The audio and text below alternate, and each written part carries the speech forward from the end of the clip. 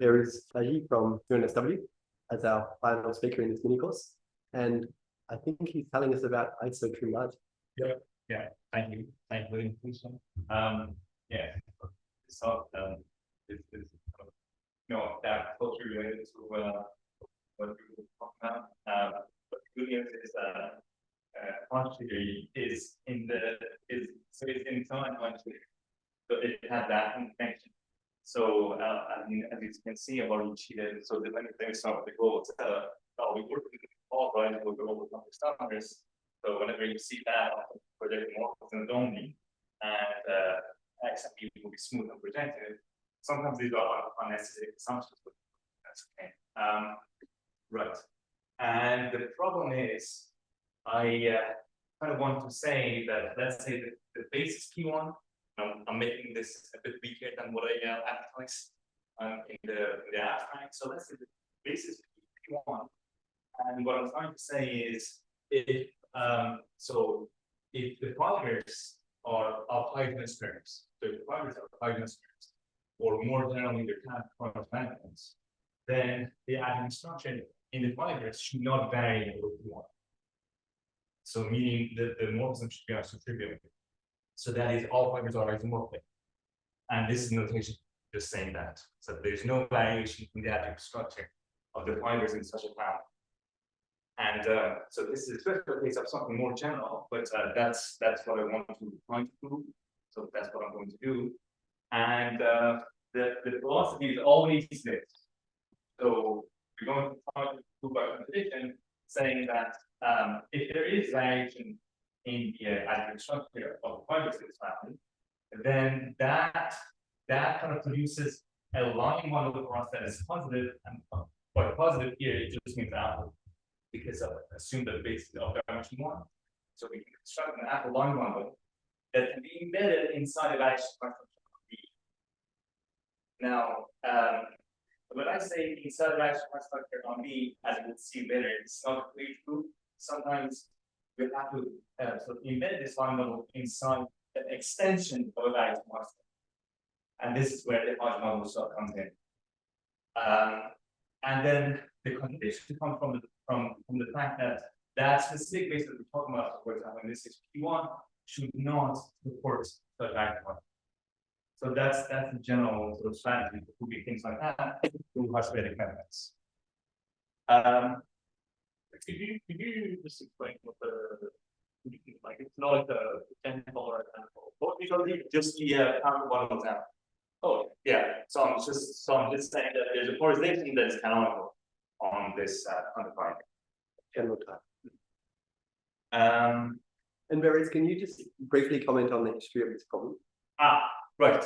So this has a long history. So essentially, this is Shafarevich conjecture.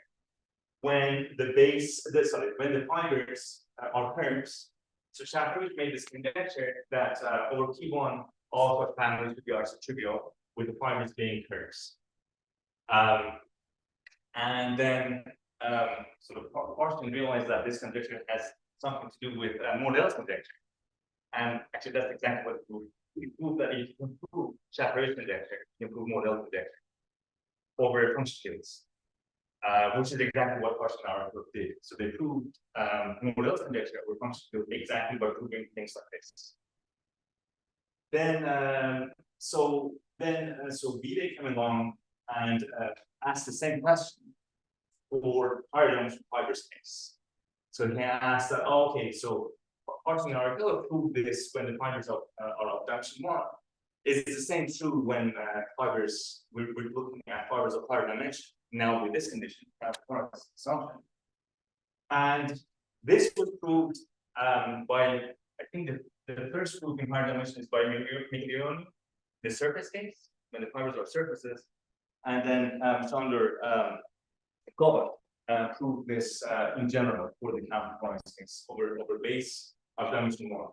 So all I'm saying, all these results are sort of assuming that the base is of dimension 1. Then, as you might imagine, so Vivek sort of pushes this even further. He said that, okay, so what happens when the base are of arbitrary dimension? What is it that we can expect?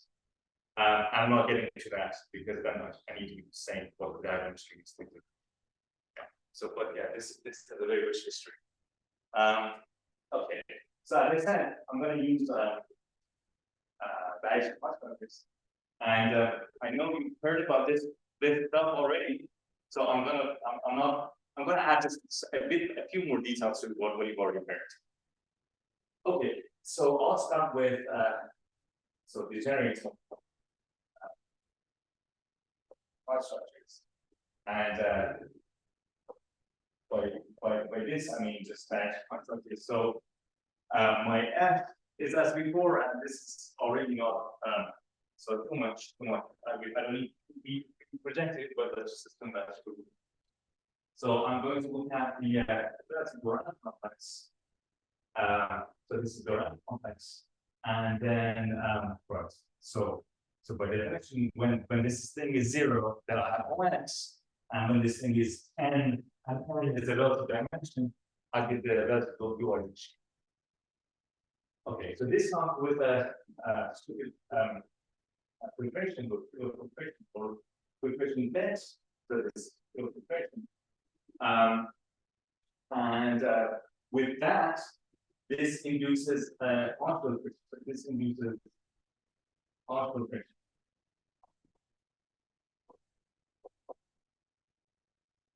And on homology, so if I take the image of this thing, I get a filtration on this, and then what? And then because of the sort of spectral sequence degeneration that I have on the fibers, this also splits. So what I have to enjoy this fast also. So what we have is I have this decomposition by essentially hydrogen on the fibers. Essentially, I'm using the fact that this complex has basic properties, and the fact that this is open free to sort of lift the decomposition on the fibers to this form. So I have pushed forward, and now I'm decomposing it. Homology of relative forms. Okay, and as we know, so this is exactly, so this underlies the local system. So this underlies the local system. The trivial one, if I take it, so directly make look at homology, then because the complex homologies are topological, I get a local system out of this, or I get a constant sheet out of this, and if I listen with OV, I get a local system called the Gauss-1 connection. So this is the Gauss-1 on that one. So this is the local system.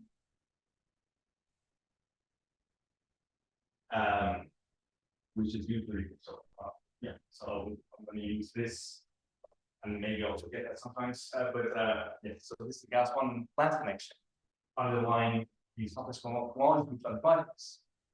Yeah, and then I have this composition, and that's not by that's not by vector sum bundles. So you have a filtration. Yes, yeah. So what's the direct sum mean? This is direct. What do you mean? So these are the gradients. Oh, that's the associated gradient. Yeah, right. So I have this filtration induces a filtration on this, and the spectral gradients are exactly this because of the degeneration of fibers. I'm just confused by, like, probably being stupid, but I'm just confused by the top. So I think about the top thing. So this has a filtration by Hodge subbundles. And so is that correct? The top right thing has a filtration by Hodge subbundles. Yes. The plants. You mean plants? Yes. And the gradients. And why do you say isomorphic? So in the C case bundle category. As C infinity. Yes. Okay, so the as C infinity bundles. Oh, yes, of course. I mean the decomposition is not hormone. Yes. Yeah. So maybe just to be picky, next to that isomorphism, can you write as C infinity? Yeah. Okay,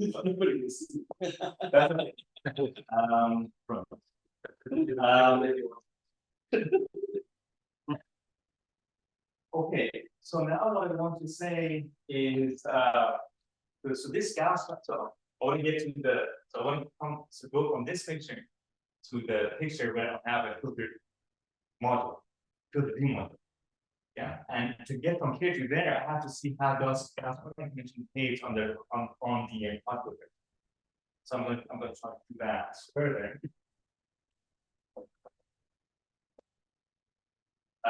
So we have so this project activity.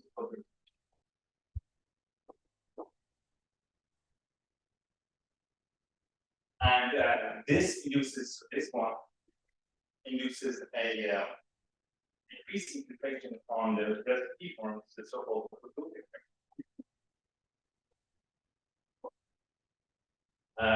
on key forms, and with the following property that the sort of projects are isomorphic to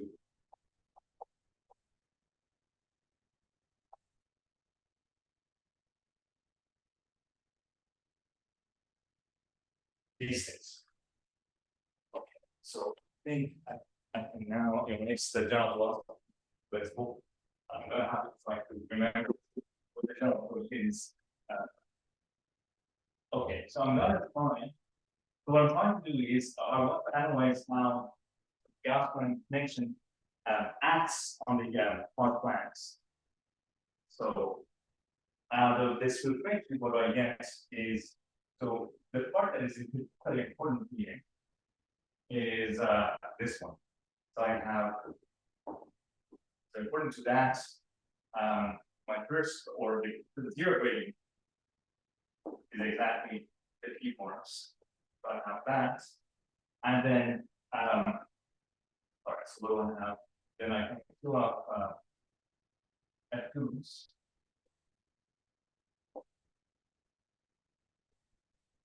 And then use the usual 9 lemma to get this one.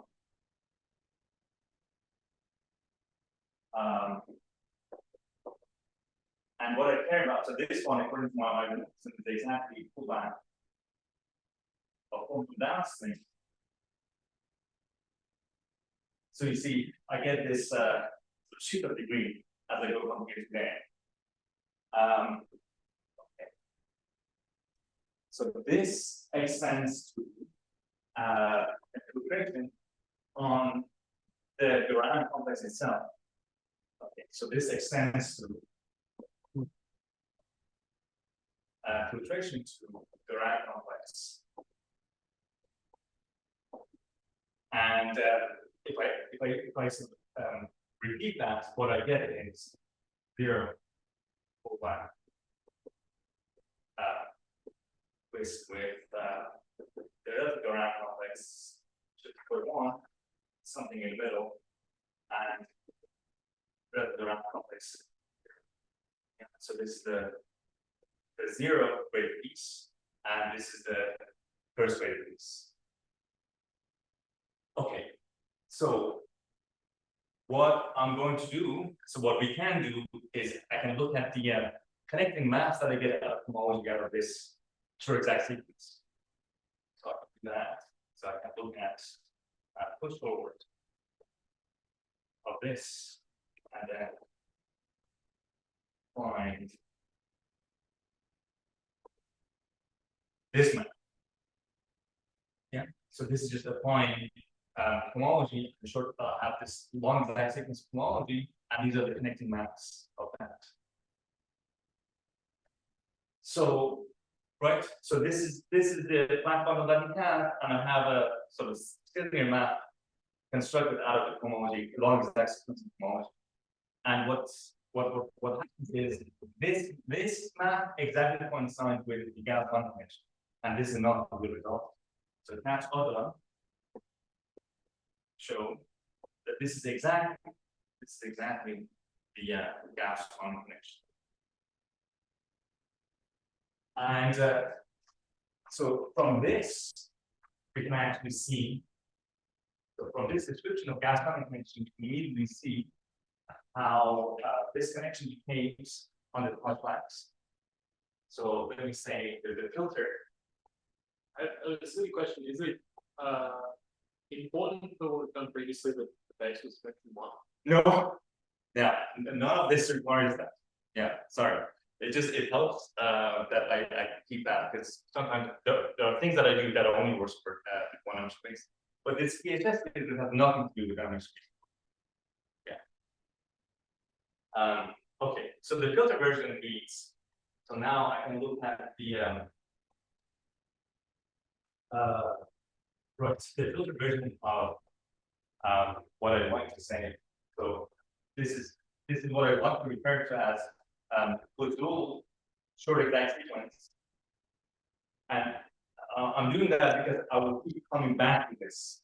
So this is the fundamental thing. So I'm sort of referring to that as Closed-loop short exact sequence or Closed-loop triangle. And the filter version of that, the filter version of the little triangle reads like this. Now I'm filtering it using the Hodge filtration. Or this, I mean the sweet one. And because I'm just now concentrating on the pieces that give me the Hodge class. So if I look at the homology of this, I get this going to the other one. So the other one will be exactly the P-1 Hodge flag. This is exactly FP, the T Hodge flag. And this is the so-called Griffiths transfer sample condition for gas mining connection. So gas mining connection is not some random flat window. It sees the Hodge filters in a very specific way. In this, it doesn't preserve it, but it moves it in this specific way. And exactly because of this condition, you can think of biaxial Hodge filters as a tilted D model. Because a tilted D model should behave exactly like this. Yeah, yeah, the very elegant thing at the beginning. It's just something. Okay, so what I'm trying to say is, if you start with so this is the data, you have a rationalize, and then you get a local system out of that you call a platform that comes with Hodge filtration. And then you can see this as I can change. So you have to change. So you see this one is a decreasing compression. I will change that to an increasing one. So that I think there's a D model. And the underlying progression is exactly this one. So you can think of this as a Hodge function of a weight. So depending on what weight this has, this will be a weight W plus, I mean, that weight plus that dimension.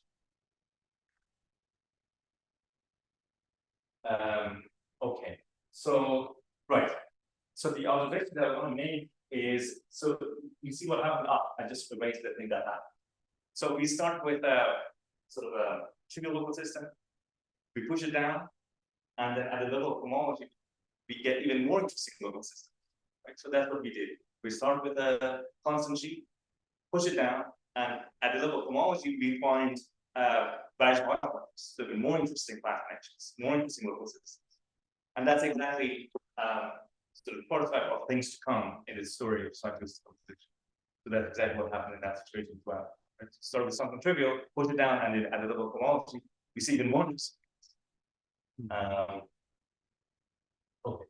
But for the specific story that I want to talk about, what is important, what is very important, similar to what Dupo was talking about, is the associated GERD.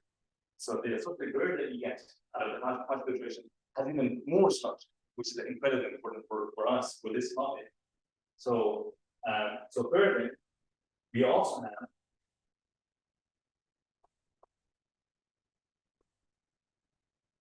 so what we learned was the quotients are these guys, which are a little bit weird. And okay, so what I want to do is, so I'm going to define this EI. And what I want to do is I want to project the class connection, the Gauss quantum connection that I have. So I have to add it somewhere. I'm going to project this Gauss quantum connection to the weighted pieces. And out of that, I get even better behaved structure. So by projecting Gauss quantum connection to the weighted pieces, we find the composition of atoms, and this can be put with an OS linear map. So this is an OS linear and integrable map that behaves. So this goes from E, and the Behrouz transversality now reads like this. If I restrict the EI, what I get is another one EI plus. And this is what we call Higgs field. So this is exactly what we have. So this is a Higgs field. So it's always linear and integral. And also, because of this transversality properties, what this is usually referred to is the system of Hodge bundles. So all the direct lines will look at you and think that the Higgs field are missing and behave like this in the weighted pieces. So this is what we mean by system of Hodge bundle. And as you will see, this becomes incredibly important in the application. And by the way, if you're interested in the sort of geometric setting, when the values are geometric, the fact that theta behaves like this, meaning sense EI plus 1, can be seen just out of the super event. So if you apply the homology that we have, direct image take homology, at the level of key point instead of the complex, you will get exactly these maps. Just a philosophical point. Yeah. So you're saying like this is more interesting than Gauss-Manin, but yes, I think so. But I kind of don't. So I would say that Gauss-Manin is like extremely complicated. Yeah. And you pass to associated gradient, and you get something that's much simpler but still very powerful. Okay. Yes. My English is terrible. So that's how I would put it. But the reason I'm saying that this is really interesting is I have this analytic background as well, and you will see why I'm saying this is so interesting. Essentially because this, at least when I have a batch of contractors with geometric origin, this can be turned into a harmonic model. And so it has an absolutely fascinating analytic structure, this thing. That surprising, well, not surprising, it's very useful in geometric classes. And I will show you exactly what I mean. Maybe there's a deep fact, sort of how this bubble is something like the connection to this Higgs field or the Higgs field is simpler, more or less of the same. Mm-hmm. Right. Yeah, exactly. So the key thing that one kind of points about this picture is that the Gauss quantum connection kind of splits. So it has a chain connection part like that. So there's a metric underlying emission metric, and then it splits according to this Higgs field. So this is exactly the meaning of the harmonic. So there's a permission, essentially the Hodge metric. This is the thing that I'm not saying. There's an analytic structure underlying that concept of unit origin, which is the Hodge metric, and that's that. And if you look at the chain connection corresponding to the Hodge metric, this is that part. The Gauss-Manin connection has further components, and one of the key components is the Higgs. And the interesting thing is the chain connection part preserves the Hodge metric, and this guy is exactly the thing that sees the change in Hodge metric. So if you look at the local period maps, the difference of those exactly coincides with theta. So this is why I kind of like this very much. Sorry, so yeah, I don't know the story very well, but like I think in my mind, on a curve, there's like narrow Siemens and Chadri, for example, that tells you that if I have what is it? Stable, unique. Yeah, yeah. Analyze the unique unitary. Right. So this is one step further than that, because now. But so I just wanted to ask, like, Yeah. how much of this is the story that you're saying is on curves, and how much is general? This is general. Nothing to do with curves. Yeah. Sorry.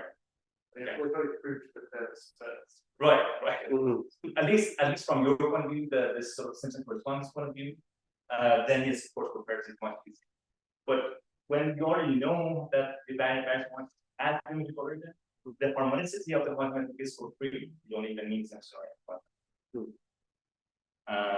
Okay. So a really basic question, just to help orient. So this equation here is like just each of these graded pieces. If I just got a vector model over the base, what do they see in each graded? Like I want to say that they are some part of the cohomology fiber, and each part of the cohomology fiber is. Right. I'll do an example right now, and you see exactly what it looks like. Okay, so I take it back. I'll do one thing before, then I'll do an example. So I mentioned this because this is just fundamental in this entire theory, and it's good at the top. So what Griffiths tells us is that if you restrict to the kernel of the base field, what you get if the base is dimension 1 now is that these things have some negative degree. Right. So I'm sort of looking at the I'm looking at the Higgs field restricted to the graded pieces. Then look at the kernel of the Higgs field restricted to graded pieces. These things are so-called negative, and for the curve, what it means is exactly this. The degree of this so negative. And actually, it says more. It says it says more. It says that all the sub-bundles have the same close. So this is more than just this kernel and degree. It says that all sub-bundles of the kernel also have this close. So this is fantastic. This comes from it's just amazing that you don't need anything. It just comes from the type of device that you have this problem. And the reason it's fantastic is if you are inclined to be interested in Behrouz geometry, if you're interested in Behrouz geometry, then anything that's been proven for Itagas injector, the CNN Itagas injector, and abundance uses this. So this is fundamental. And also, if you're interested in modular theory of varieties, the existence of a good modular theory for varieties also relies on this fact.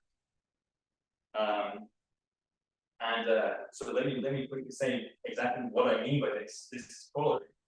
The corollary is the degree of push forward of the relative Lewis sheet is positive. Okay, so why is that? This is not much involved. So what I'm going to look at, the this exactly. So we want to see what that looks like. So the first piece is exactly R0 pushover, the thing that we're interested in. And the last piece is OX. So I'm looking at various constructs, weight N being the relative dimension before.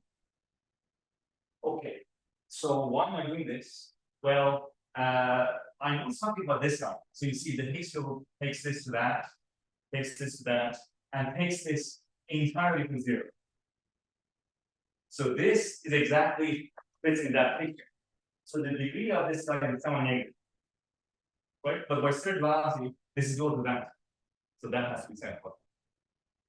So yeah, so this is so we know this one, right? It's somewhat negative. So for third velocity, this means that this one. And as I said before, actually we learn more. Essentially, I'm not still giving the white details. Essentially, what we're saying, Griffith says that this is really negative, so it means that it's super really positive. So it means that not only the degree of the sheet itself is positive, the degree of all one of the quotients itself is positive. But it actually says more than that. And this becomes useful in application. And actually, good news is I have an application right away. So Yeah, yes. This condition of degree of determinant problem this is related to the thing about the state. Mm-hmm. Related to the state. Yeah. Okay. So application and the application that application of this is okay. So we are back in the situation where this was the problem.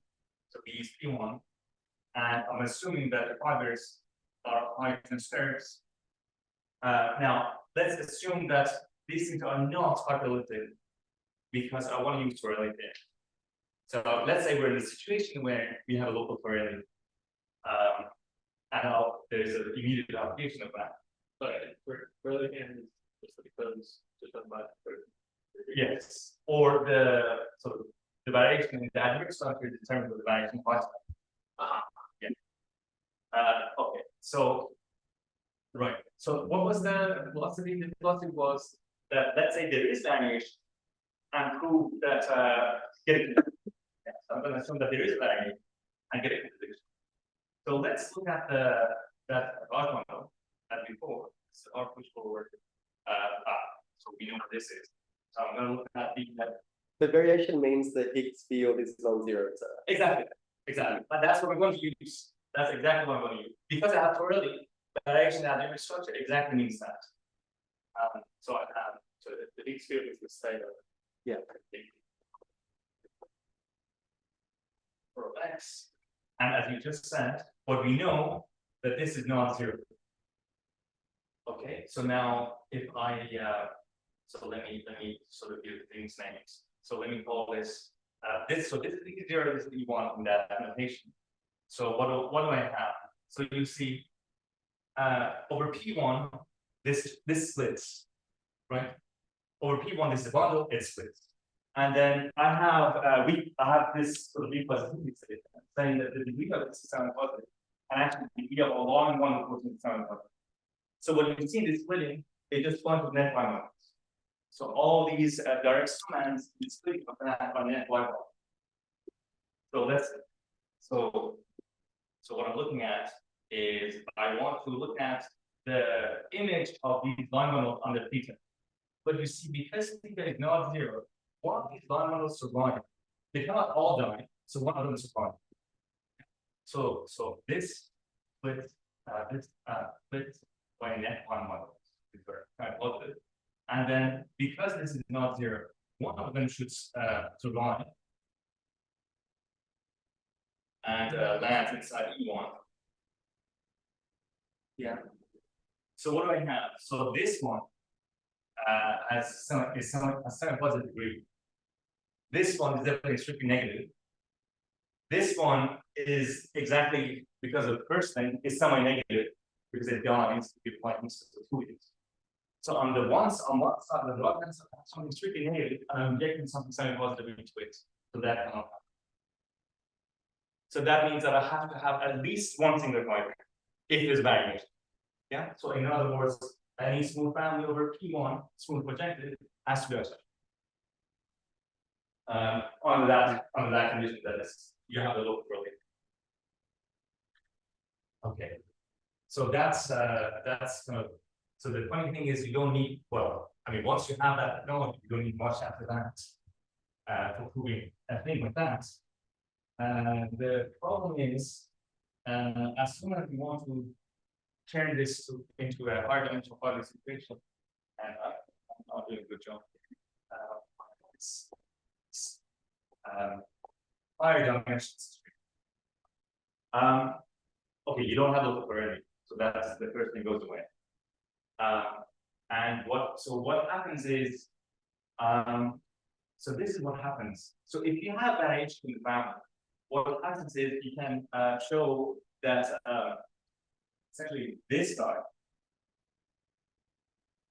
has positivity in it. Yeah. So let me write it down. So what I'm trying to say is, if this is junction 1, then if you have variation, this one has positivity in it. So the problem is this is not Hodge variable. So to turn this into what to say, to turn this into a situation where I have an embedding inside of action question, I need to do something. So you see, the positive is that I have some positivity on the base, and then I want to embed that into action question. But this is so on one, the situation that we were before. This is much better, but that one is not. So the fact that, so actually this is very crucial. The fact that the lowest piece of concentration is something geometric, but that is absolutely crucial for a thing like this works to work. And generally we don't have that. Vivek came up with a fantastic trick here. So this is Vivek's trick. So Vivek's trick is, there are actually two tricks. So one is he showed that if M is sufficiently large, then actually what you can do is you can inject an ample one bundle inside these guys. So M and M both are matched, so L is ample. Which means that, which immediately you find that your positivity now becomes existence of global section of this kind. So I can rewrite my positivity in that form. So I have some one bundle involving the dualism, such that after I do this twist, and this actually comes from something positive, I have global sections. So not only this is positive, even after I subtract something positive, I still have global sections. So first of all, this is what I just said is the line. It's this is why it's a trick. This is actually not true. This is only true if you replace the original family by something quadrant power specs. So this only holds after you're replacing x with something very large. So this is the Vivek's product trick. So that's the first trick. The second trick is so what I said, the fact that this is not postulated. So somehow we have to use this kind of positivity to go somewhere where I can use something that is postulated. So let me just say it like this. And this happens in general, by the way.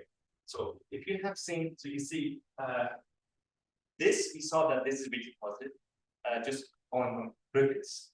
But actually what is true is this is also positive for any M. You see, but the thing is, positivity of this just follows from quantitative. You don't need anything, you just need brackets. But as soon as you have that, this is not quantitative. So it's not clear how you would prove the positivity of this. And the way the proof works is exactly by covering tricks. So this is the covering trick. So instead of looking at the original, what Vivek does is he takes a covering trick that is sort of branched exactly over global sections of the positive line. So what we're going to do, we're going to look at a covering that is branched exactly over the global section of this. So there's a covering trick involved. So and what happens now is that the Popa-Schnell, so this is F, this is G. If I pull back, this is a covering that does exactly the following. If I pull back this line model, whose nth power has global sections, now this pullback has this. So I go from nth power having global sections to the pullback having global sections. And now I start getting a little bit even more vague, because now what I want to do, so this is the plan, or at least this is what I like to do, is I like to embed the positivity that I'm getting from this line model into various questions on the data. So that's the plan. So again, it should sort of fit with that philosophy. I want to find the actual question somewhere where I can embed this line model into, and then do this kind of trick from before. But the problem is, as soon as I do this covering trick, so let's assume that this is smooth. So let's get this smooth. As soon as I do this morphism is not smooth anymore. So I have a problem. I don't even have a variance constant over the entire B because this is not smooth anymore. So now this is why I said that usually what happens is you have to embed this kind of positivity into extensions of X. So The various, yeah. I like just the general point is I think that there's no point in getting to the end of a talk if we don't understand. You are all right. Yes, absolutely. Yes. And so Well, I have good news for you. I'm gonna sort of move on from this sort of picture and just sort of give you like motivation why I'm sort of looking at extensions of X. Even if I start with this smooth projective this kind of this motivation that in practice you will end up considering a morphism that will not be smooth. So you're kind of forced to understand what happens if you want to extend Bayesian constants. That's just the motivation. I'm not coming back to this anymore. But yeah, go ahead. So I have some very, very vague idea of what this covering trick is, but yeah, could one say just that, because I think it's a very useful general technique in algebraic geometry that might be useful for the audience. Right. So is it possible to say like a few more words about how you do this? How the covering is constructed? Yes. Or so if you have, so let's say let's take that one, and so what I'm saying is you have a function, and I'm looking at zero of this. What am I trying to say? Yes. So this function, I have a zero. So I'm writing like zero of this function like that, and then everything is alpha. So this belongs in C. Yeah. And then what do I do locally? I want to construct sort of a covering that is branched exactly along this variety to the order that I like. So it depends whatever order that I like. But I can do locally. I can do this for whatever. Yeah. So what I'm going to look at is I'm going to look at the variety inside what's. So I'm going to add another coordinate C. So let's say that the coordinate of this is T, and then Tn minus F is exactly the thing that gives me this sort of branch covering locally. But the problem is how do you move these local coverings? Well, if this divisor comes from a section of a line bundle, you have something global, but it comes from something global. So using that, you can glue this together to find a global cover. So that's a rough idea. Local picture is exactly like that. So you have a vascular function and you have a branching exactly over that with whatever order that you like. That's it. You know, to sort of say it once. Yeah. Take your favorite section of that line. Look at the covering on which the nth root of that is the bar. Yeah. Right. Yeah. It's construct Riemann stuff to do. Yeah. So I'm exactly taking roots of that section. So as you said, I'll take a section and I'm taking roots of that section. That's another way of saying. Right. So the general point here is that you have a section of the line model over your base. Yeah. Sorry, you have a section of the tensor power of the line model, you can say, and it's a section of the pullback of that line model on a certain part. Exactly. Like it's like illuminate the tensor power. Yes, exactly. Yeah. Right.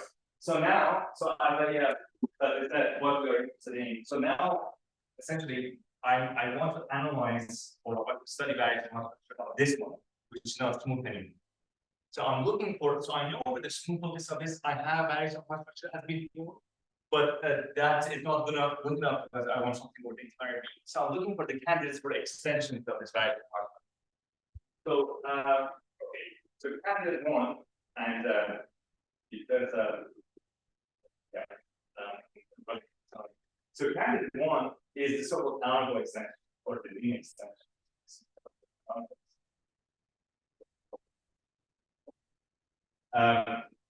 So what you do is what are we doing?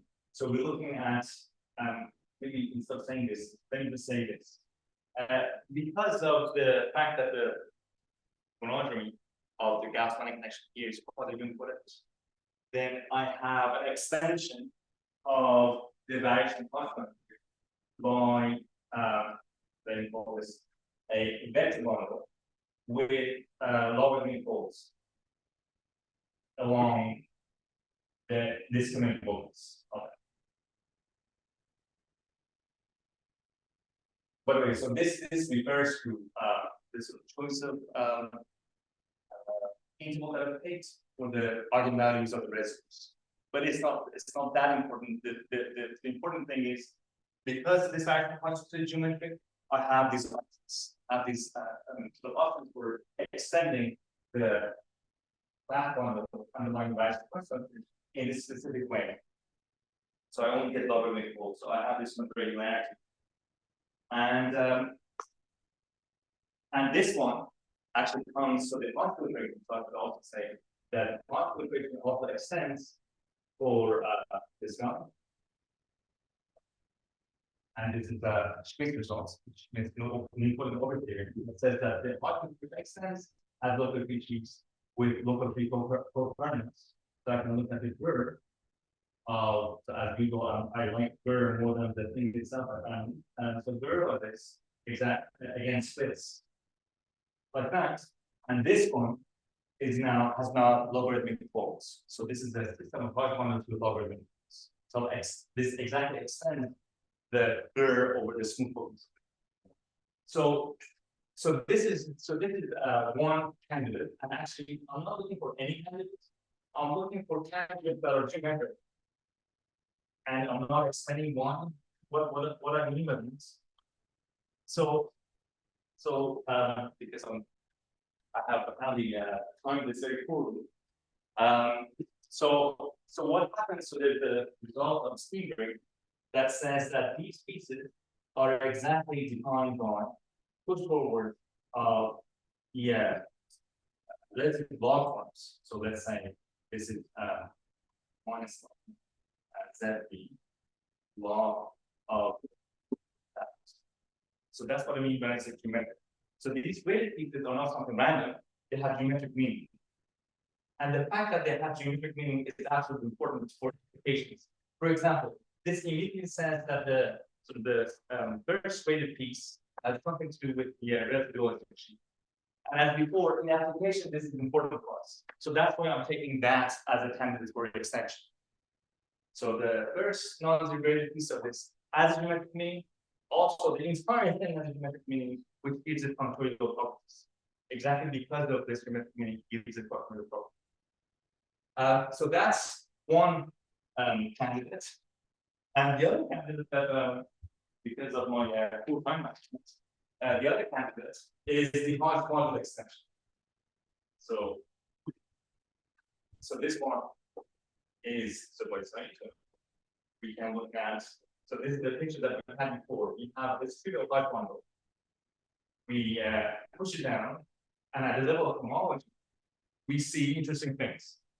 What we can look at is the direct sum. So let's say M is the direct sum of this with strict support. So with strict support, B. And this is exactly what one list. So that's another candidate. I should say again by Behrouz Taji. So this has a very explicit description because we are in a geometric setting. And using the explicit description, you can see that this one contains this one. So this model extension contains the canonical extension of the thing. This is absolutely fundamental because no matter what you want to do, you will be using this analytic properties of parametrics at the end. And analytic properties of parametrics are only extended to the lean canonical extension. This is a deep result of Tani and Schmidt that says that the degeneration of parametric behaves in a very sort of controlled way if you look at the lean canonical extension. Other extensions will not have this property. So even if you look at this is what Popa-Schnell do. Even if you look at the polynomial extension, at the very end, it will have to intersect whatever they have with the lean to get the right analytic properties for their system. Right. So what's the link? Just in yeah. The way that I understand the story is that I have this like an analytic bundle on the open locus. Yeah. And Deline tells me there's a unique way to extend it to something algebraic with regular singularities or something. With an assumption on the residues. There's a standard. What's that? It's sort of this is not a real law. I mean, if I run the firewall right, this is. I mean, this is basically the filtration by order of all. Well, what? Okay, so I'm going to write down what it exactly so it does. So E here. So the GUR of that. What's that making the heat filtration? I mean, he doesn't use that to prove this. So, okay, he proves this. This lives inside this one, and from this he finds that the associated verb lives inside this one. So the model extension sort of contains this one, and because of the compatibility Hodge filtration, you get an inclusion like that at the level of burden, at the level of current. Is that okay? I'm a bit lost, but that's what. Okay. What? Yeah. So I don't know how you want to think about this. Anyway, so we can talk about it more later. So as okay. So what is it that I wanted to say? So let me just end this with something. Let me just end this with something that is a little bit anticlimactic. So I'm definitely assuming that. I'm definitely assuming no crossing at the infinite, definitely. Fine. Then fine. Yeah. No. Right. So I have to make. Well, your recurse. This is another place that I'm assuming that. So what should I say? The picture that I wanted to talk about was you can use. You see, the philosophy is you want to sort of inject this philosophy inside extension background and then choices. This choice Popa-Schnell actually managed to make it work. But the other one, actually, they don't do that, which is fine. So what we were actually interested in, so I'm really going to ask for this. So what we were really interested in was finding a way to see if there's a way of understanding this problem for general class families instead of smooth ones. So for what kind of class families can we expect us to be asking again? That was the question that we were interested in, which one. And the fact is, for general class families, that is not true. Just like left hand. So yeah, the class family P1 is definitely not true. So this is not true in general. But the question is, how does this fail exactly? For what kind of families this fails? And how can we measure this kind of failure? So this is what we were interested in. Is there some object that sort of measures how far away from you are from the smooth family in this context? So which kind of thing one would kind of make in this story? And the problem that we had was this Hodge model stuff doesn't help, right? It still didn't help. In the sense that if I want to reduce the problem to one specific question is, if I have single findings, or what kind of singularities, the Hodge model extension will have optimal regularity in the sense that it will be, so this verb will have no faults. Is there some sort of geometric condition on the singularity of the fibers that you can put that guarantees that the Hodge model extension has optimal regularity? But then, if this has optimal regularity, because it contains the domain extension, it actually immediately forces optimal regularity for that. What I'm not being precise about something, we want optimal regularity on GUR, not the M itself. Otherwise, we would say that we have to go wrong.